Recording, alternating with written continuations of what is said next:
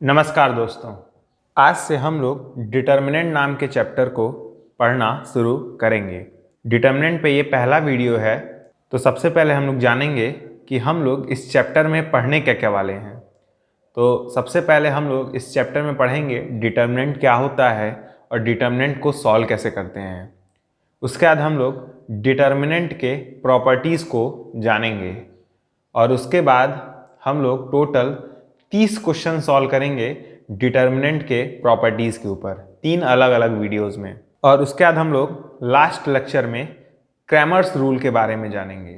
अब आप लोग सोच रहे होंगे कि हम लोग इस चैप्टर में एडजॉइंट और इन्वर्स ऑफ मैट्रिक्स निकालना क्यों नहीं सीखेंगे। मैं पहले ही आपको बता दूं, मैंने ये सब चीज़ें मैट्रिसेस नाम के चैप्टर में ही बता रखी हैं। हम लोगों ने मैट्रिसेस में ही इन्वर्स निकालना और एडजॉइंट निकालना सीख लिया था, तो मैं उस चीज़ को इस प्लेलिस्ट में डिस्कस नहीं करूँगा। मैं डिस्क्रिप्शन बॉक्स में लिंक डाल दूँगा, आप जाके उस वीडियो को देख लीजिएगा। साथ में ही हम लोग माइनर और को फैक्टर के बारे में भी पहले पढ़ चुके हैं। उस टॉपिक को मैंने मैट्रिसेस नाम के चैप्टर में ही कंप्लीट करा दिया था, क्योंकि वो काफ़ी हद तक मैट्रिसेस से रिलेटेड है। इसीलिए ये जो मैंने टॉपिक्स बताए हैं, माइनर, को फैक्टर, एडजॉइंट और इन्वर्स, ये सब चीज़ें हम लोग मैट्रिसेस में ऑलरेडी पढ़ चुके हैं, तो इसलिए इन सब चीज़ों को हम लोग इस चैप्टर में नहीं पढ़ेंगे। इस चैप्टर में हम लोग बस डिटर्मिनेंट सॉल्व करना सीखेंगे, डिटर्मिनेंट के प्रॉपर्टीज़ और उनसे रिलेटेड क्वेश्चंस। तो जान लेते हैं आज की वीडियो में हमें क्या क्या करना है। आज की वीडियो में हम लोग डिटर्मिनेंट किसी मैट्रिक्स का कैसे निकाला जाता है उसको सीखेंगे और हम लोग डिटर्मिनेंट के प्रॉपर्टीज़ को जानेंगे। तो चलिए शुरू करते हैं। तो सबसे पहले हम लोग जानेंगे डिटर्मिनेंट क्या होता है। तो डिटर्मिनेंट बेसिकली मैट्रिक्स से रिलेटेड होता है। जैसे मान लेते हैं हमारे पास एक मैट्रिक्स ए है, ए बी सी डी, ये 2x2 का मैट्रिक्स है हमारे पास। तो इस मैट्रिक्स से एक नंबर एसोसिएटेड होता है, उस नंबर को हम लोग डिटर्मिनेंट कहते हैं। डिटर्मिनेंट कैसे निकालते हैं हम लोग? लिखते हैं डिटर्मिनेंट ऑफ ए, मतलब ऐसे दो मॉड वाले सिंबल लगाते हैं इक्वल्स टू। डिटर्मिनेंट निकालते कैसे हैं इसे जानते हैं। तो 2x2 मैट्रिक्स का मेथड अलग है, 3x3 का अलग है। 2x2 का कैसे निकालते हैं डिटर्मिनेंट? ए को डी में मल्टीप्लाई करते हैं तो ए डी आएगा, फिर बीच में माइनस लगाते हैं, बी को सी में मल्टीप्लाई करते हैं तो क्या आएगा? बी सी आएगा। यही इस मैट्रिक्स का डिटर्मिनेंट है। ठीक है, एक और एग्जांपल लेते हैं। मैं ले रहा हूँ यहाँ 1, यहाँ -1, यहाँ 0, यहाँ -1। ठीक है, अब इस मैट्रिक्स बी का डिटर्मिनेंट कैसे निकालें? इस 1 को -1 में मल्टीप्लाई करें, कितना आएगा? -1, फिर बीच में माइनस साइन लगाएं। इस -1 को 0 मल्टीप्लाई करें तो क्या आएगा? 0। अब -1 -0 -1, तो इस मैट्रिक्स का डिटर्मिनेंट है -1। एक और एग्जांपल ले लेते हैं, सी मैट्रिक्स 2 3 4 8, ये मैंने मैट्रिक्स लिया है। अब इस मैट्रिक्स का डिटर्मिनेंट कैसे निकालेंगे? इस 2 को 8 में मल्टीप्लाई करेंगे तो कितना आएगा? 16, बीच में माइनस। इस 3 को 4 में करेंगे तो 12, क्या आंसर आएगा? 4। एक और मैट्रिक्स लेते हैं डी, इसमें मैं लिख रहा हूँ साइन थीटा, यहाँ लिख रहा हूँ साइन थीटा, यहाँ लिख रहा हूँ कॉस थीटा, यहाँ लिख रहा हूँ मैं माइनस कॉस थीटा। तो इस मैट्रिक्स का डिटर्मिनेंट कैसे निकालेंगे? साइन थीटा को साइन थीटा मल्टीप्लाई करिए, क्या आएगा? साइन स्क्वायर थीटा, फिर बीच में माइनस का साइन। कॉस थीटा को माइनस कॉस थीटा मल्टीप्लाई करिए, क्या आएगा? Minus cos square theta. ये माइनस मिलके प्लस हो जाएंगे, क्या आ जाएगा? Sine square theta plus cos square theta. और sine square theta plus cos square theta आप लोगों ने पढ़ा होगा, ये 1 होता है। तो इस मैट्रिक्स का डिटर्मिनेंट 1 आएगा। तो इस तरीके से डिटर्मिनेंट सॉल्व किया जाता है 2x2 मैट्रिक्स का। अब हम लोग 3x3 मैट्रिक्स का डिटर्मिनेंट निकालना सीखेंगे। तो मान लेते हैं हमारे पास एक मैट्रिक्स ए है, 1 2 3 4 5 6 7 8 9, इस मैट्रिक्स का हमें डिटर्मिनेंट निकालना है। तो आइए देखते हैं कैसे निकालेंगे। हम लोग लिखेंगे determinant of A is equal to, हम लोग इस रो से डिटर्मिनेंट निकालेंगे। अभी मैं आपको बताऊंगा, कोई ज़रूरी नहीं है कि इसी रो से डिटर्मिनेंट निकाला जाता है। आप किसी भी रो किसी भी कॉलम से डिटर्मिनेंट निकाल सकते हैं, लेकिन थोड़ा सा पेशेंस रखिए, पहले हम लोग इस रो से डिटर्मिनेंट निकालना सीखेंगे। तो पहला एलिमेंट क्या है बताइए, 1 ना, तो 1 के आगे प्लस लगाइए, ठीक है। क्यों प्लस लगाएंगे मैं बताता हूँ। जनरली अगर आपको कोफैक्टर निकालना आता है तो आपको ये समझ में आएगा कि यहाँ प्लस होता है, यहाँ माइनस होता है, यहाँ प्लस होता है, यहाँ माइनस होता है, यहाँ प्लस होता है, यहाँ माइनस होता है, यहाँ प्लस होता है, यहाँ माइनस होता है, यहाँ प्लस होता है, plus minus plus minus plus minus plus minus plus, इस तरह से होता है, ठीक है। तो ये कोफैक्टर्स आते हैं जब हम लोग निकालते हैं कोफैक्टर्स, अल्टरनेट प्लस माइनस आते रहते हैं, ठीक है। तो इसलिए 1 के आगे हमेशा प्लस का साइन आता है, यानी पहले एलिमेंट के आगे प्लस का साइन। अब ये पहला एलिमेंट जिस रो में है और जिस कॉलम में है, जिस रो में है और जिस कॉलम में है उसे हाइड कर दीजिए। तो बताइए हाइड करने के बाद दिख क्या रहा है, 5 6 8 9 ना, इसे डिटर्मिनेंट के फॉर्म में लिख लीजिए, 5 6 8 9, ठीक है। अब दूसरे एलिमेंट पाइए, दूसरा एलिमेंट क्या है 2। अब आपको सोचना है इस 2 के आगे साइन कौन सा होगा, तो आप यहां से प्लस स्टार्ट करिए, तो यहाँ माइनस आता है, यहाँ प्लस आता है, ठीक है। तो दूसरे एलिमेंट के आगे माइनस साइन आ रहा है, तो हम लोग यहाँ पे माइनस लगाएंगे, ठीक है। और फिर ये 2 जिस रो में है और जिस कॉलम में है उसे हाइड कर देंगे। तो बताइए आपको क्या दिख रहा है, 4 6 7 9, इसे डिटर्मिनेंट के फॉर्म में लिख लीजिए, 4 6 7 9, ठीक है।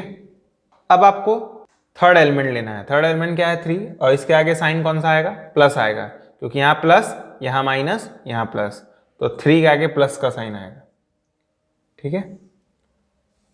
फिर 3 जिस रो में है और जिस कॉलम में है उसे हाइड कर दीजिए, आपको क्या दिखेगा, 4 5 7 8, 4 5 7 8, इसे डिटर्मिनेंट के फॉर्म में लिख लीजिए। अब कुछ नहीं करना है, अब इसे सॉल्व कर लेना है। ये 1 है, 5 को 9 में मल्टीप्लाई करिए 45, बीच में माइनस, 6 को 8 में मल्टीप्लाई करिए 48, माइनस 2, 4 को 9 में मल्टीप्लाई करिए 36, माइनस 6 को 7 में करिए 42, फिर बीच में प्लस 3, 8 4 जा 32, फिर बीच में माइनस 5 7 जा 35, ठीक है। तो ये क्या आ जाएगा, 1 इंटू कुछ भी हो तो उससे कोई फर्क नहीं पड़ता, 45 माइनस 48 माइनस 3 आएगा, माइनस 2, 36 और माइनस 42 ये होगा माइनस 6, प्लस 3, 32 माइनस 35 ये होगा माइनस 3, और इसे आप लोग सॉल्व करेंगे तो आपका आंसर आएगा 0। तो इसलिए इस मैट्रिक्स का डिटर्मिनेंट होगा 0। तो आपने देखा कैसे 3x3 मैट्रिक्स का डिटर्मिनेंट निकाला जाता है। मैं और कई सारे एग्जाम्पल नहीं लूँगा क्योंकि ये सब मैंने चीज़ें ऑलरेडी मैट्रिसेस नाम के चैप्टर में सिखा रखी हैं, ठीक है। लेकिन मैं आपको नया क्या बताने वाला हूँ ना, ये समझिए, ये बहुत इंटरेस्टिंग होने वाला है। ये जो आपने डिटर्मिनेंट निकाला है वो आपने पहले रो के मदद से निकाला है ना, यानी पहले रो के एलिमेंट्स को लिया था। अब लेते हैं दूसरा रो, देखते हैं दूसरे रो से क्या डिटर्मिनेंट आता है। तो दूसरा रो है 4 5 6। तो आपको ये पता होना चाहिए कि जैसे मुझे 4 लेना है तो आपको ये पता होना चाहिए कि 4 के आगे साइन कौन सा होगा। तो अभी मैंने आपको बताया था कि कोफैक्टर जब आप लोग निकालते हैं तो साइन क्या आते हैं वो मैं आपको बताता हूँ। पहले एलिमेंट के आगे प्लस साइन आता है, दूसरे एलिमेंट के आगे माइनस, तीसरे के आगे प्लस, चौथे के आगे माइनस, फिर पाँचवें के आगे प्लस, छठवें के आगे माइनस, फिर नेक्स्ट प्लस, फिर माइनस, फिर प्लस। मतलब 4 के आगे एक्चुअली माइनस का साइन आएगा। 4 के आगे कौन सा साइन आएगा, माइनस का, तो हम इस 4 के आगे माइनस लगाएंगे। फिर 4 जिस रो में है और जिस कॉलम में है उसे हाइड कर देंगे। तो बताइए आपको क्या दिखेगा, 2 3 8 9 ना, इसे डिटर्मिनेंट के फॉर्म में लिख लीजिए। अब आपको नेक्स्ट एलिमेंट इस रो में क्या दिख रहा है, 5। अब बताइए 5 के आगे साइन कौन सा आएगा, प्लस आएगा क्योंकि माइनस फिर प्लस, ठीक है। और फिर 5 जिस रो में है और जिस कॉलम में है उसे हाइड कर देंगे। तो बताइए आपको क्या दिख रहा है, 1 3 7 9, 1 3 7 9, ठीक है। अब नेक्स्ट एलिमेंट क्या है, 6। तो यहाँ पे 6 लिखिए। 6 के आगे कौन सा साइन है, माइनस, तो यहाँ माइनस लगाएंगे। तो 6 जिस रो में है और जिस कॉलम में उसे हाइड कर देंगे। तो आपको क्या दिख रहा है, 1 2 7 8, 1 2 7 8। अब इसे सॉल्व कर लेंगे, देखते हैं हमारा आंसर क्या आता है। -4, 9 2 ज़ा 18, बीच में माइनस, 8 3 24 प्लस 5, 9 1 9 बीच में माइनस, 7 3 21 माइनस 6, 8 1 8 माइनस 14, ये आएगा -4, इन दोनों को घटाएंगे तो आएगा -6 प्लस 5, इन दोनों को माइनस करेंगे तो आएगा आपका आंसर -12 -6, इन दोनों को माइनस करेंगे तो आपका आंसर आएगा -6। तो ये हो जाएगा +24, ये हो जाएगा -60 और ये हो जाएगा 36। और जब इन दोनों को ऐड करेंगे, सब्सट्रैक्ट करेंगे तो आपका आंसर आएगा 0। तो आप देख सकते हैं इस बार भी डिटरमिनेंट 0 आया है ना। यानी आप इस रो से भी डिटरमिनेंट निकाल सकते हैं। तो सिमिलरली मैं कह सकता हूँ आप इस रो से भी डिटरमिनेंट निकाल सकते हैं। ठीक है, तो मैंने आपको रो की मदद से डिटरमिनेंट निकालना सिखा दिया। अब आप लोग सोच रहे होंगे फायदा क्या है इस रो या इस रो से निकालने का। अभी मैं आपको फायदा बताऊंगा, अब बस 1-2 मिनट और रुक जाइए। अभी हमने रो की मदद से डिटरमिनेंट निकालना सीखा, अब हम लोग कॉलम की मदद से डिटरमिनेंट निकालना सीखेंगे। यकीन मानिए जो मैं बता रहा हूं ना वो आपके बहुत काम आएगा, बहुत ही ज्यादा काम आएगा। तो अब हम लोग कॉलम के मदद से, तो हम लोग इस बार मानते हैं इस कॉलम से हम लोग डिटरमिनेंट निकालेंगे। इस कॉलम से 3 6 9 वाले कॉलम से हम लोग डिटरमिनेंट निकालेंगे। तो 3 6 9 वाला कॉलम लेना है तो पहले 3 लेंगे। अब 3 के आगे बताइए साइन कौन सा आएगा, प्लस का आएगा ना, तो +3। फिर 3 जिस रो में है और जिस कॉलम में है उसे हाइड कर देंगे। क्या दिख रहा है 4 5 7 8 ना, 4 5 7 8। ठीक है, अब हम लोग 6 लेंगे, लेकिन 6 के आगे साइन कौन सा आएगा, माइनस। फिर 6 जिस रो में है और जिस कॉलम में है उसे हाइड कर देंगे, तो हमें क्या दिखेगा 1 2 7 8। इसे डिटरमिनेंट के फॉर्म में लिख लेंगे 1 2 7 8। अब 9 के आगे साइन देखेंगे तो 9 के आगे कौन सा साइन होगा, प्लस, तो प्लस लगा देंगे। यही आपको साइन देखने हैं कि अगर आप जिस रो या जिस कॉलम से ओपन कर रहे हैं तो उसी के आपको साइन देखने होंगे। साइन आपने अगर गलत लिया तो फिर आपका आंसर गलत आ जाएगा, तो साइन ध्यान में रहे। ठीक है, मैंने साइन लिखने का तरीका बताया, पहले प्लस लिखिए, फिर माइनस, फिर प्लस, फिर माइनस, फिर प्लस, फिर माइनस, फिर प्लस, फिर माइनस, फिर प्लस। ठीक है, ये बस 3x3 के लिए ही है। आपके बोर्ड में 3x3 से अधिक कोई मैट्रिक्स नहीं आता है। अब 9 जिस रो में है और जिस कॉलम में से हाइड कर दीजिए, तो क्या दिख रहा है आपको 1 2 4 5 1 2 4 5। अब इसे सॉल्व कर लेंगे। 3 8 4 32 बीच में माइनस, 5 7 35 माइनस 6 8 1 8 माइनस 7 2 14 प्लस 9 5 1 5 बीच में माइनस, 4 2 8 इजगल टू 3 और ये आएगा -3 -6, ये आएगा -6 प्लस 9, ये आएगा -3। ठीक है, ये हो जाएगा -9, ये हो जाएगा +36 और ये हो जाएगा -27। और अगेन जब इन सबको सॉल्व करेंगे तो आपका डिटरमिनेंट 0 आएगा। यानी आप किसी रो किसी कॉलम से डिटरमिनेंट निकालें, आपका आंसर 0 ही आएगा। ठीक है, मतलब इस वाले मैट्रिक्स में तो आप किसी भी रो किसी भी कॉलम से डिटरमिनेंट निकाल सकते हैं। अब मैं आपको इसका फायदा दिखाता हूं। तो आपके सामने एक मैट्रिक्स है, तो मैं चाह रहा हूं आप इस मैट्रिक्स का एक बार डिटरमिनेंट निकालें। वीडियो को पॉज करें और इस मैट्रिक्स का डिटरमिनेंट निकालें। तो उम्मीद करता हूं आपने डिटरमिनेंट निकाल लिया होगा। अब मैं आपको डिटरमिनेंट निकाल के दिखा रहा हूं, आपको बड़ा अच्छा लगेगा जिस मेथड से मैं डिटरमिनेंट निकालूंगा। ये रहा डिटरमिनेंट ऑफ ए। मैं सेकेंड रो से डिटरमिनेंट निकाल रहा हूं, सेकेंड रो से। अभी आपको फायदा पता चल जाएगा। पहला एलिमेंट क्या है सेकेंड रो में, -5 ना, लेकिन इस -5 के आगे साइन कौन सा आता है, साइन पहले लिख लीजिए, plus minus plus minus plus minus plus minus plus. Sign कौन सा आएगा, माइनस, तो पहले से एक माइनस है तो ये +5 हो जाएगा। ठीक है, फिर डिटरमिनेंट ऑफ -5 जिस रो में है और जिस कॉलम में उसे हाइड कर दीजिए, तो आपको क्या दिख रहा है 7 13 11 -2, 7 13 11 -2। अब नेक्स्ट एलिमेंट क्या है, 0, यहां 0 लिख लीजिए। अब 0 के आगे कौन सा साइन आएगा, प्लस। अब भाई 0 को हाइड करने की जरूरत ही नहीं है, मतलब 0 जिस रो में है और जिस कॉलम में है उसे हाइड करने की जरूरत ही नहीं है, क्योंकि भाई ये कोई भी अंदर एलिमेंट आए उसको जब आप सॉल्व करेंगे, क्योंकि आगे 0 है तो मल्टीप्लाई होकर 0 ही हो जाएगा। तो हमें ये देखने की जरूरत ही नहीं है कि इस 0 के लिए वो बाकी अदर एलिमेंट्स क्या होंगे। तो सेकंड एलिमेंट में ये एलिमेंट्स लिखने के कोई मतलब नहीं है। सिमिलरली थर्ड एलिमेंट क्या है, थर्ड एलिमेंट भी 0 है ना, उसके आगे माइनस साइन आएगा, ठीक है।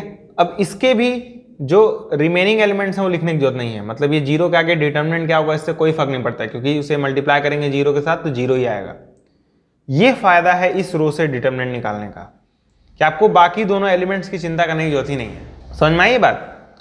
तो ये 5 7 इंटू -2 -14 होगा, 13 इंटू 11 कितना आ जाएगा 143, ठीक है, प्लस जीरो, क्योंकि इस डिटर्मिनेंट को सॉल्व करेंगे और जीरो से मल्टीप्लाई करेंगे तो जीरो ही आएगा, और ये -0, ठीक है, तो जीरो लिखने का कोई मतलब नहीं, हटा देते हैं इसे। इससे सॉल्व करेंगे तो आपका आंसर आएगा -785। उम्मीद करता हूँ आपका यही डिटर्मिनेंट आया होगा, चाहे आपने किसी रो या किसी कॉलम से निकाला हो, ठीक है। तो ये फायदा है डिटर्मिनेंट इस रो से निकालने का। तो आप उसी जगह से डिटर्मिनेंट निकालें जिस रो या कॉलम में मैक्सिमम नंबर ऑफ जीरो रहे। इसमें इस रो में 2 जीरो थे तो इसीलिए मैंने इस रो से डिटर्मिनेंट निकाला। आप चाहें तो इस कॉलम से भी डिटर्मिनेंट निकाल सकते हैं, लेकिन इसमें एक ही जीरो है तो आपको एटलीस्ट 2 एलिमेंट के छोटे छोटे वाले डिटर्मिनेंट कैलकुलेट करने पड़ेंगे। लेकिन इसमें 2 जीरो हैं तो आपको बस एक ही एलिमेंट का छोटा वाला डिटर्मिनेंट कैलकुलेट करना पड़ेगा। तो ये सब फायदे हैं। एक क्वेश्चन और देखते हैं। अब आपको इस मैट्रिक्स का डिटर्मिनेंट निकालना है। तो 3x3 मैट्रिक्स है, तो बताइए आप किस रो या किस कॉलम से डिटर्मिनेंट निकालना ज़्यादा बेहतर पसंद करेंगे। तो मेरे ख्याल से आप लोग इस वाले कॉलम से डिटर्मिनेंट निकालना पसंद करेंगे, क्योंकि इस वाले कॉलम में 2 जीरो हैं। तो ये फायदा है इस कॉलम से डिटर्मिनेंट निकालने का। तो निकालते हैं। पहले साइन लिख लेते हैं, क्योंकि अगर आपको साइन याद हो गए तो कोई दिक्कत नहीं है। मैं उन बच्चों की बेफिक्र करता हूँ जिन्हें याद नहीं होता है। तो यहाँ माइनस, यहाँ प्लस, यहाँ माइनस, यहाँ प्लस, यहाँ माइनस, यहाँ प्लस, ठीक है। तो पहला एलिमेंट क्या है 1, इसके आगे साइन कौन सा आएगा प्लस, प्लस साइन लगा दीजिए।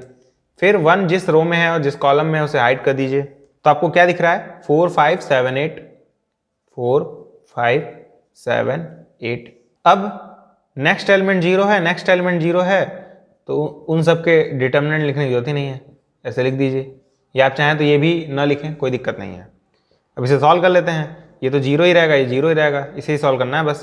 तो ये 1 8 4 32, बीच में माइनस 5 7 35, इसे सॉल्व करेंगे तो आपका आंसर आएगा -3। तो देख रहे हैं कितने जल्दी हमारा आंसर आ रहा है -3।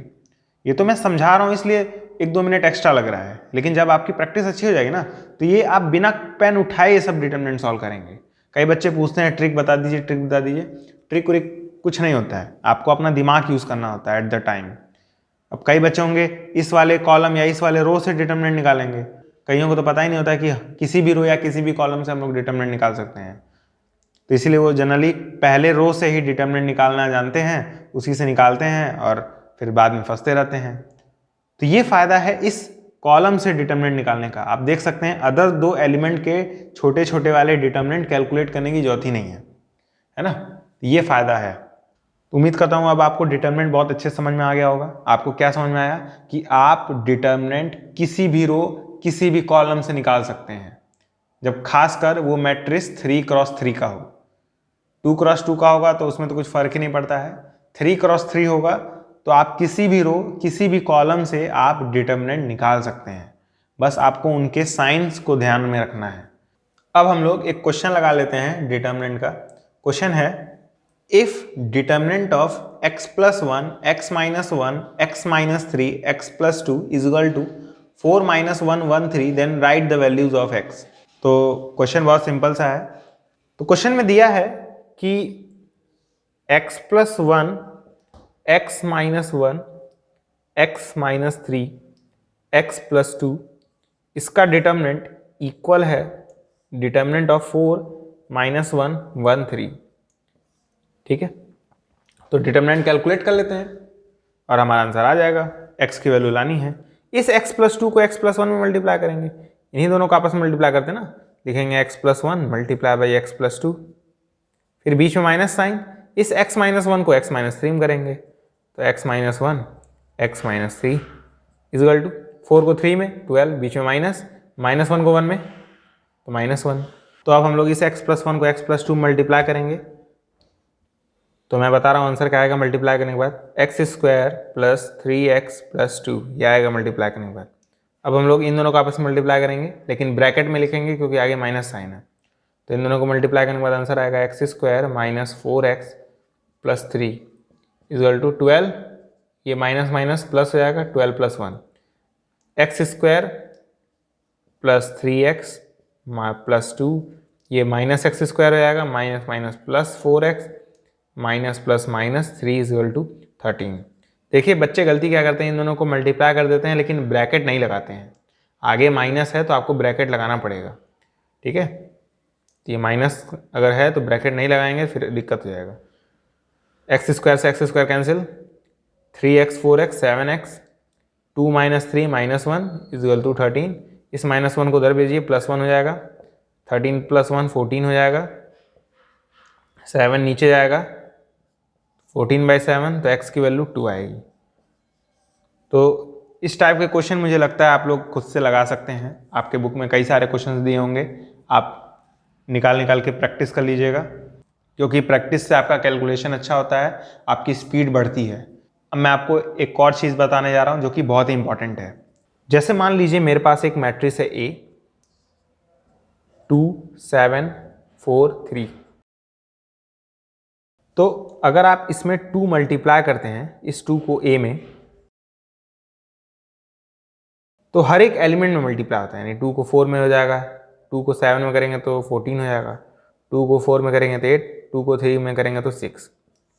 मतलब जब आप किसी एलिमेंट को मैट्रिक्स में जब मल्टीप्लाई करते हैं तो वो हर एक एलिमेंट में मल्टीप्लाई होता है। मतलब इसमें भी, इसमें भी, इसमें भी, इसमें भी।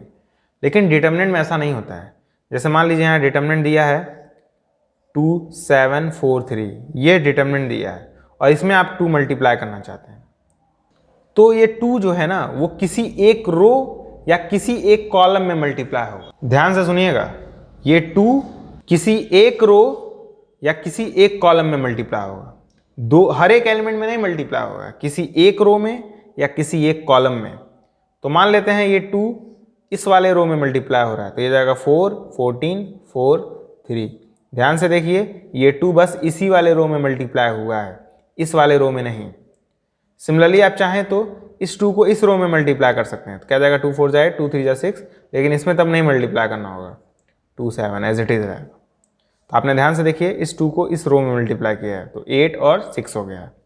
सिमिलरली आप चाहें तो इस 2 को इस कॉलम में मल्टीप्लाई कर सकते हैं, तो क्या जाएगा 4, ये जाएगा 8। आप चाहें तो इस 2 को बाकी एलिमेंट 7 और 3, तो आप देख सकते हैं इस 2 को बस मैंने कॉलम में, एक ही कॉलम में मल्टीप्लाई किया है, ठीक है। सिमिलरली आप चाहें तो इस 2 को इस वाले कॉलम में मल्टीप्लाई कर सकते हैं, तो क्या जाएगा 2 4 14 6। यानी ये जो अगर आगे 2 दिया है तो इसको आप डिटर्मिनेंट में किसी एक रो या किसी एक कॉलम में ही मल्टीप्लाई कर सकते हैं, ठीक है। किसी एक रो, इन दोनों में से किसी एक रो में ही मल्टीप्लाई कर सकते हैं, या फिर इन दोनों कॉलम में से किसी एक कॉलम में मल्टीप्लाई कर सकते हैं। लेकिन मैट्रिसेस में हर एक एलिमेंट में मल्टीप्लाई होता है। यही फर्क है मल्टीप्लिकेशन मैट्रिक्स में और डिटर्मिनेंट में, ठीक है। उम्मीद करता हूँ ये आपको चीज़ समझ में आई होगी। और एक प्रॉपर्टी याद रख लीजिए कि अगर आपको डिटर्मिनेंट निकालना है के ए मैट्रिक्स का, तो ये इक्वल होता है k⁴n डिटर्मिनेंट ऑफ ए।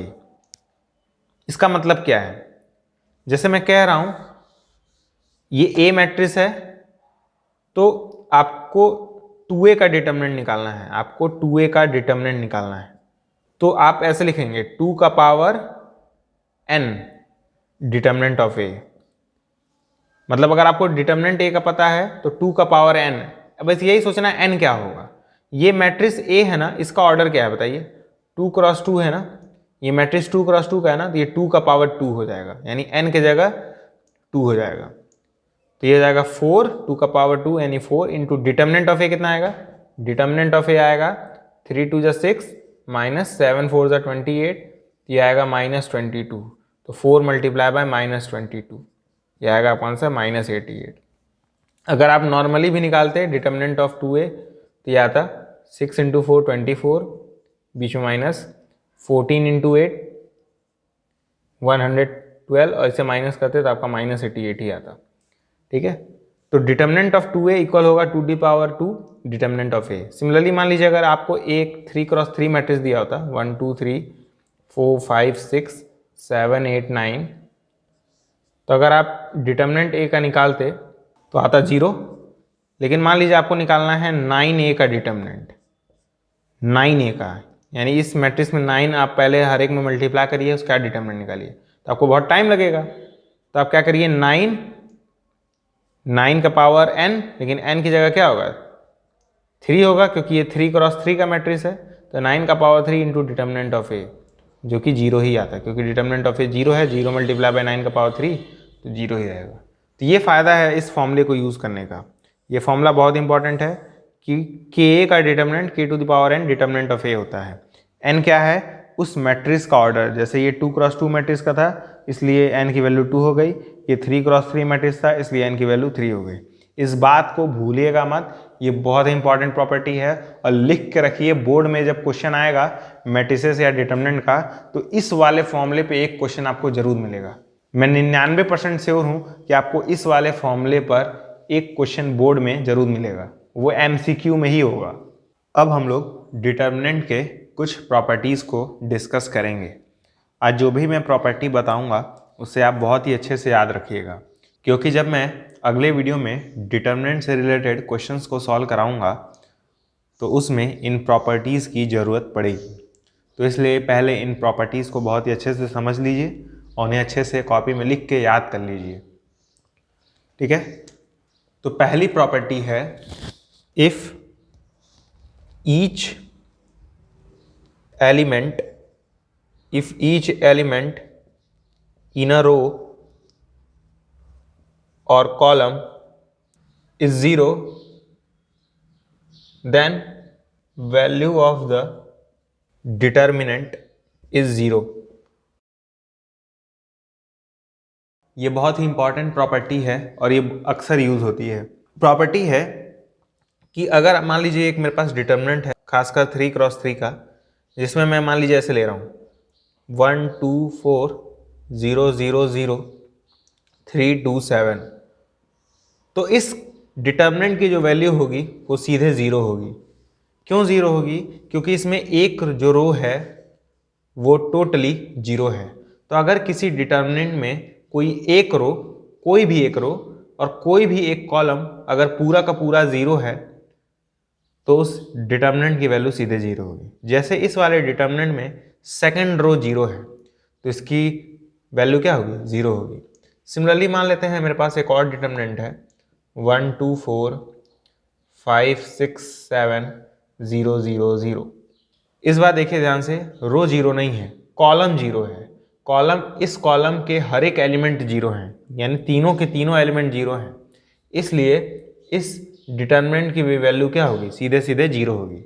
यानी अगर किसी डिटर्मिनेंट में कोई भी एक रो या फिर कोई भी एक कॉलम, यानी इन तीनों में से कोई भी एक रो या इन तीनों कॉलम में से कोई भी एक कॉलम अगर पूरा का पूरा 0 हो जाए, मतलब हर एक एलिमेंट 0 हो जाए उस रो का या उस कॉलम का, तो हम लोग कहेंगे उस डिटर्मिनेंट की वैल्यू 0 है।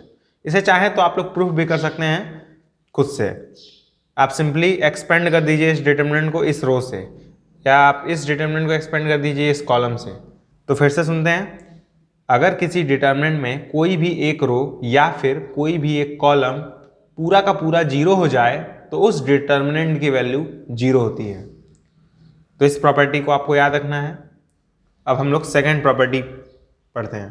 तो सेकंड प्रॉपर्टी है, the value of the determinant remains unchanged if its rows and column are interchange. मतलब अगर आप किसी डिटर्मिनेंट में हर एक रो को कॉलम से बदल दें तो जो डिटर्मिनेंट की वैल्यू है वो बदलती नहीं है। या फिर मैं ऐसे कहूँ कि मान लीजिए मेरे पास एक डिटर्मिनेंट है 3 क्रॉस 3 का, इसमें है 1 2 3 4 5 6 7 8 9, ठीक है। इसके मैं रोज को इंटरचेंज कर रहा हूं, तो पता है डिटर्मिनेंट पे कोई फर्क नहीं पड़ने वाला है। मतलब मैं ऐसे कह रहा हूं कि इसमें मैं रोज को कॉलम में बदल दूंगा, यानी ये 1 2 3 है तो यहां पे लिख दूंगा 1 2 3। देखिए ध्यान से, मैंने फर्स्ट रो को फर्स्ट कॉलम में बदल दिया, 4 5 6 4 5 6 7 8 9 हो जाएगा 7 8 9। ध्यान से देखिए मैंने क्या किया है, रोज को इंटरचेंज कर दिया है कॉलम में।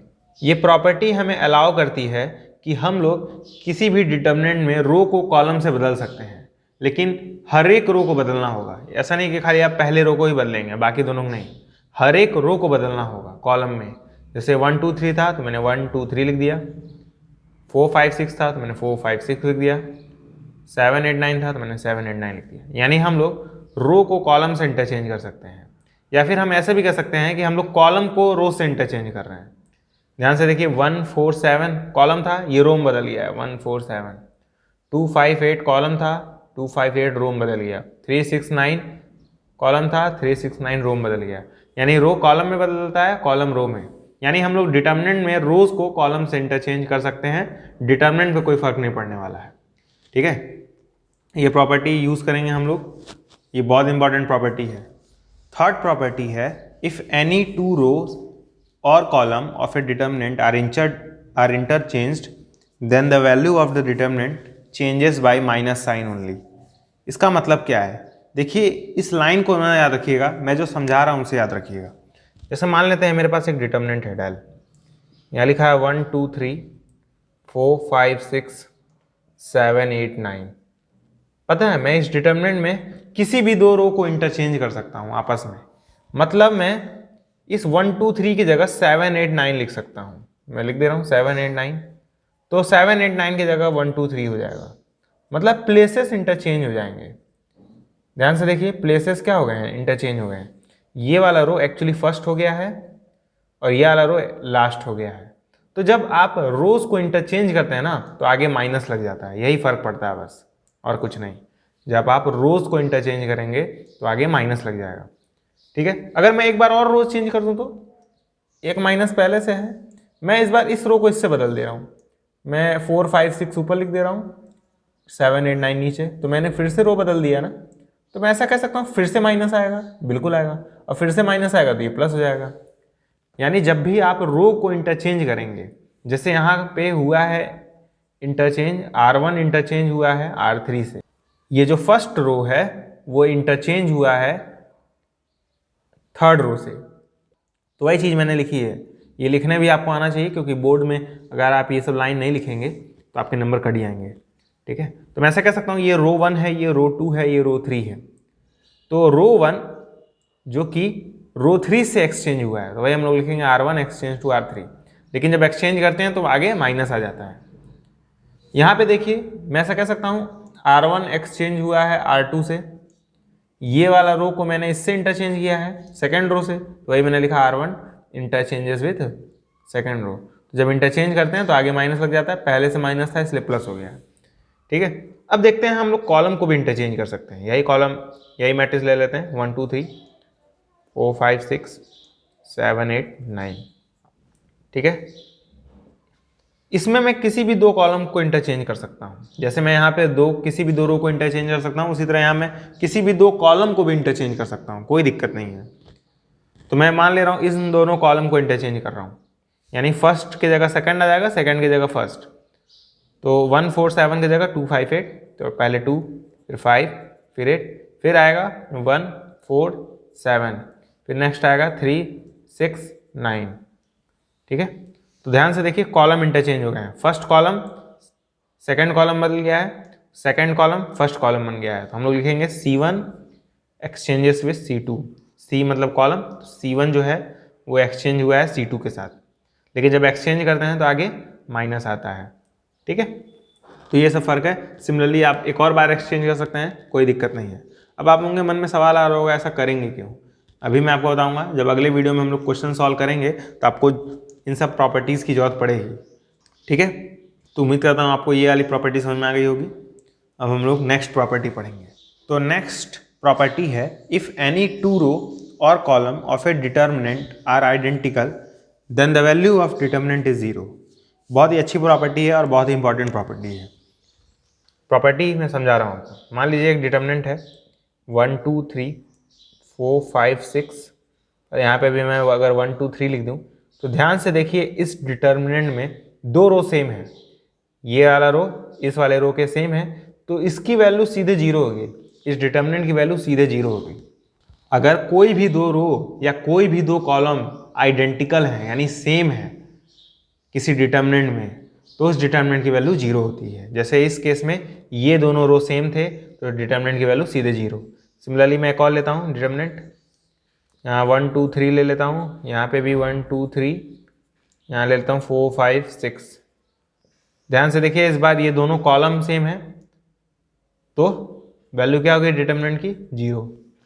ठीक है, तो ये फायदा है इस प्रॉपर्टी का कि आपको डिटर्मिनेंट कैलकुलेट करने की जरूरत नहीं पड़ती है। अगर कोई भी दो रो या कोई भी दो कॉलम सेम हो जाएं तो उसकी वैल्यू सीधे 0। पता है, जो डिटर्मिनेंट 0 होता है ना, उसकी प्रॉपर्टी बड़ी इंपॉर्टेंट होती है। मतलब जिस प्रॉपर्टी से आप डिटर्मिनेंट 0 कर रहे हैं वो प्रॉपर्टी बहुत इंपॉर्टेंट है। तो अभी तक हमने दो प्रॉपर्टी देखी जिसमें डिटर्मिनेंट 0 हो रहा था, एक ये वाली और एक फर्स्ट वाली। तो दोनों ही प्रॉपर्टी बहुत इंपॉर्टेंट है। नेक्स्ट प्रॉपर्टी है एनी टू रो और column of a determinant can be added और सब्सट्रैक्टेड।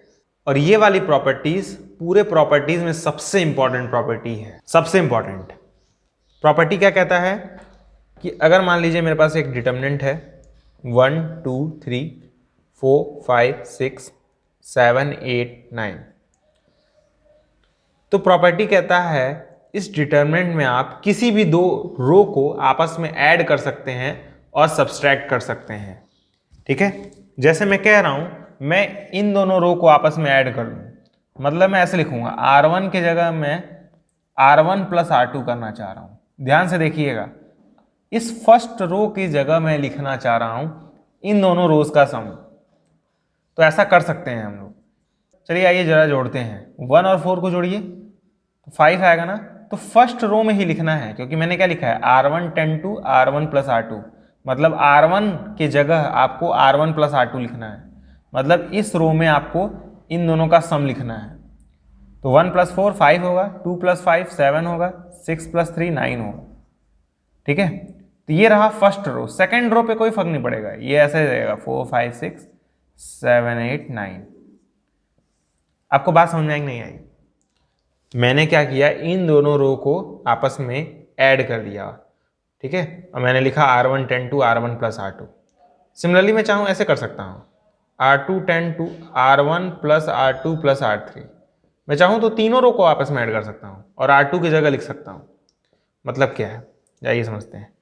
हमें R2 बदलना है ना, तो R1 और R3 सेम रखते हैं, यानी 5 7 9 ये एज इट इज, 7 8 9 ये एज इट इज।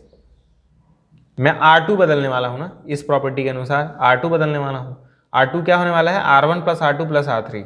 मतलब सारे रोज को आपस में जोड़ना है। ऐसे मैं कह सकता हूं सारे रोज को जोड़ना है, ये रोज हैं, इन सारे रोज को जोड़ना है। तो 5 4 7 ऐड करिए, कितना आएगा 16 आएगा ना। तो फर्स्ट एलिमेंट सेकेंड रो का 16 हो जाएगा।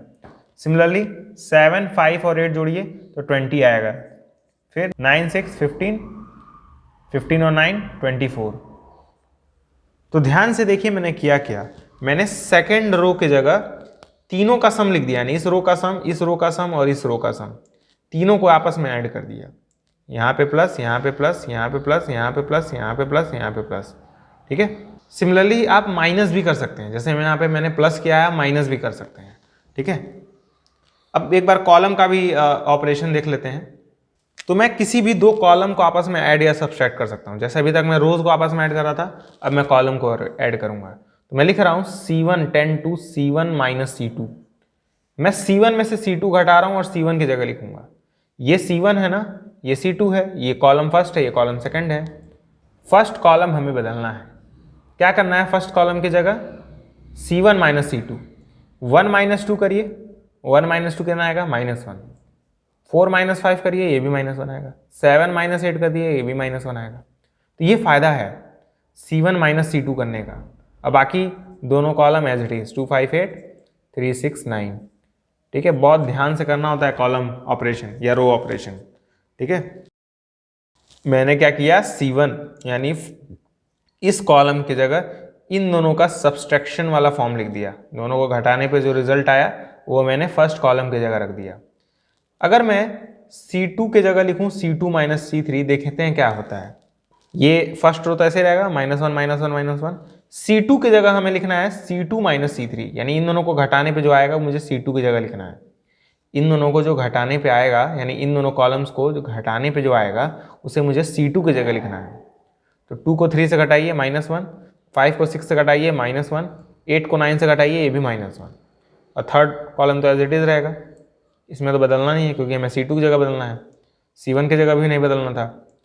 अब देखिए ध्यान से, हम लोग एक प्रॉपर्टी यूज़ कर सकते हैं, अभी मैंने आपको पढ़ाया था कि अगर कोई भी दो रो, कोई भी दो कॉलम अगर आपस में सेम हो जाए, आइडेंटिकल हो जाए, तो उनकी वैल्यू 0 होती है। तो मैं कह सकता हूँ इसकी वैल्यू 0 है क्योंकि ये कॉलम और ये कॉलम आइडेंटिकल है, C1 and C2 are identical. तो आप देख सकते हैं मैंने कैसे प्रॉपर्टी का इस्तेमाल करके इस डिटरमिनेंट को सॉल्व किया, मुझे डिटरमिनेंट ओपन करना नहीं पड़ा। यही खासियत होती है प्रॉपर्टीज़ ऑफ डिटरमिनेंट की। तो मैंने आपको कॉलम का एडिशन या रोज़ का एडिशन बताया, कॉलम का सब्सट्रैक्शन या रोज़ का सब्सट्रैक्शन बताया, उन्हें ऑपरेशंस कहते हैं, ठीक है। और ये थोड़ा सा कठिन काम होता है, खासकर क्वेश्चन सॉल्व करते समय यूज़ करना, लेकिन यकीन मानिए जितनी ज़्यादा आप प्रैक्टिस करेंगे इस टॉपिक में उतना ही ज़्यादा आपको फ़ायदा होगा और आपको तभी समझ में आएगा कि कब कौन सी प्रॉपर्टी को यूज़ करना है। तो वो सब मैं फिलहाल अगले वीडियो में बताऊंगा। अभी एक प्रॉपर्टी और डिस्कस कर लेते हैं। अब ये वाली प्रॉपर्टी का मैं कोई स्टेटमेंट नहीं लिखवा रहा हूँ, ठीक है, इसे मैं बस आपको समझा रहा हूँ क्योंकि इसे हम लोग यूज़ करने वाले हैं। जैसे मान लीजिए एक डिटरमिनेंट है डेल 1 2 3 4 5 6 7 8 9, ठीक है। मैं चाह रहा हूँ इस 1 2 3 में कुछ मल्टीप्लाई करना है, यानी इस फर्स्ट रो में मैं कुछ मल्टीप्लाई करना चाह रहा हूँ।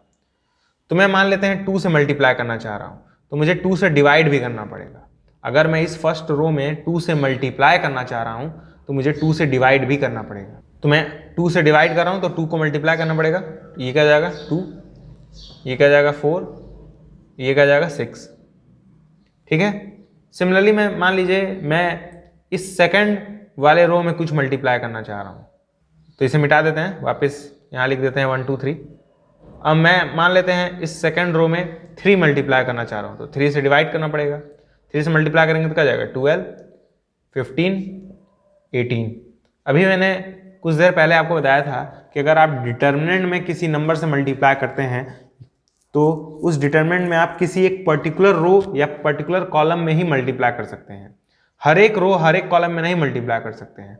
ध्यान से देखिए 3 मैंने मल्टीप्लाई किया है तो बस सेकेंड रो में किया है, हर एक रो में नहीं किया है, बस सेकेंड रो में किया है, ठीक है। सिमिलरली मैं मान लीजिए एक डिटरमिनेंट ले रहा हूँ 1 2 3 4 5 6 7 8 9, ठीक है, और मैं इस सेकेंड कॉलम में मल्टीप्लाई करना चाह रहा हूँ, तो मैं 1/3 लिख लूँगा क्योंकि मैं 3 से मल्टीप्लाई करना चाह रहा हूँ तो एक बार डिवाइड भी करना पड़ेगा। तो सेकेंड कॉलम में मल्टीप्लाई करिए, इस कॉलम में करेंगे तो 6 हो जाएगा, इसमें करेंगे तो 15 हो जाएगा और इसमें करेंगे तो 24 हो जाएगा। तो मैं किसी भी एक पर्टिकुलर कॉलम में मल्टीप्लाई कर सकता हूँ, लेकिन हर एक कॉलम में नहीं करेंगे, पर्टिकुलर एक कॉलम में ही करेंगे, याद रखिएगा इस बात को, ठीक है। एक चीज़ और, जैसे मान लीजिए एक मेरे पास डिटरमिनेंट है 3 6 9, यहाँ पे है 12 6 1, यहाँ पे मान लेते हैं 5 2 3, ठीक है। अच्छा आपको दिख रहा है इन तीनों एलिमेंट में 3 कॉमन है, तो मैं पता है जब 3 कॉमन लेकर बाहर निकालूंगा डिटरमिनेंट से, मान लेते हैं कॉमन लेंगे तो ये 1 हो जाएगा, ये 2 हो जाएगा और ये 3 हो जाएगा। तो जब आप कॉमन लेंगे वो बाहर आ जाएगा एज इट इज़, ठीक है, तो 3 बाहर आ गया। तो अगर आप एक रो में से कॉमन ले रहे हैं तो एक बार बाहर आएगा, अगर इसमें से भी कॉमन ले रहे हैं तो वो भी चीज़ें बाहर आएंगी, और इसमें से कॉमन ले रहे हैं तो वो भी चीज़ें बाहर आएंगी, ठीक है। तो ये कॉमन लेने का तरीका हुआ। ये सब आपको याद प्रॉपर्टी तभी होंगे जब आप बहुत ज़्यादा क्वेश्चंस की प्रैक्टिस करेंगे। तो आप जितनी ज़्यादा प्रैक्टिस करेंगे क्वेश्चंस की उतने ही ज़्यादा आपको अच्छे से प्रॉपर्टीज समझ में आएंगे, उतने ही अच्छे से आप यूज़ भी कर पाएंगे। तो अगले वीडियो में हम लोग इन सारे प्रॉपर्टीज से रिलेटेड क्वेश्चंस को सॉल्व करेंगे। ये जो मैंने 5th प्रॉपर्टी बताई थी, कॉलम एडिशन कॉलम सब्सट्रैक्शन, वो बहुत ही इंपॉर्टेंट प्रॉपर्टी है, उसको बहुत ही अच्छे से याद रखिएगा, उसको बहुत ही अच्छे से समझ भी लीजिएगा, ठीक है। बाकी अगले वीडियो में हम लोग क्वेश्चन तो सॉल्व करेंगे ही। तो आज की वीडियो में बस इतना ही, मिलते हैं अगले वीडियो में, तब तक के लिए गुड बाय।